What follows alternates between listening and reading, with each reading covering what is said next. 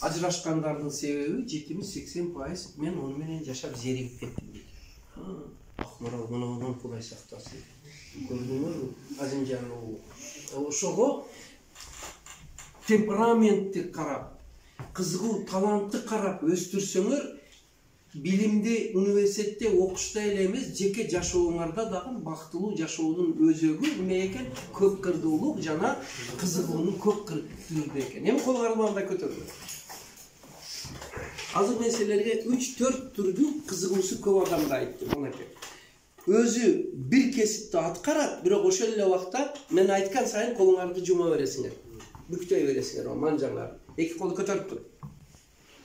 Өзү музыкалык инструментте ойнойт, битасын жап, сүрөт тартат, адабий чыгарманы өтө жакшы билет, саясатты жакшы билет, маданиятты жакшы билет, искусствону жакшы билет. Көрүп атасыңарбы? Ишкердикти жакшы билет, чебер, дизайнер.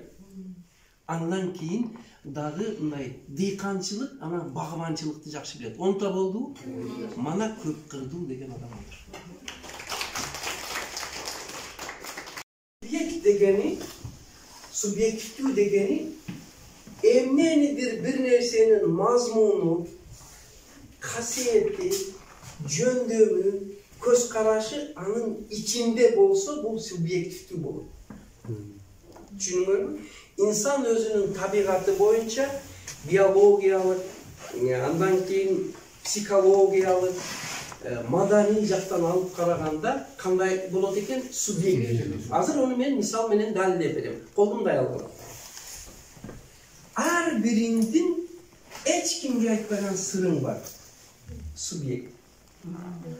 Jaşırуу niyetiңер бар. Subjekt. Объект деген болот, сыртыга чыгып турат. Объект деген сөз сырткы нерсе. Түшүнүңөрбү? Сырткы чөйрө. Субъект бул ичкериде сакталган. Мына ошол энди асыдан жазабыз. Инсандын субъективдүүлүгү менен эсептедим го. Эмне жаздым? Мазмуну, касиети, сырры, максаты, жөндөмү ичинде. Ичинде. Жана башка деп кой. Психологиясы, темпераменти бардыгы ичинде болот. Түшүнүңөр, эми İnsandın asıdan cezabız. Subjektifdүүлүгү bul insandın bakıtı. Elestetip görmüyor.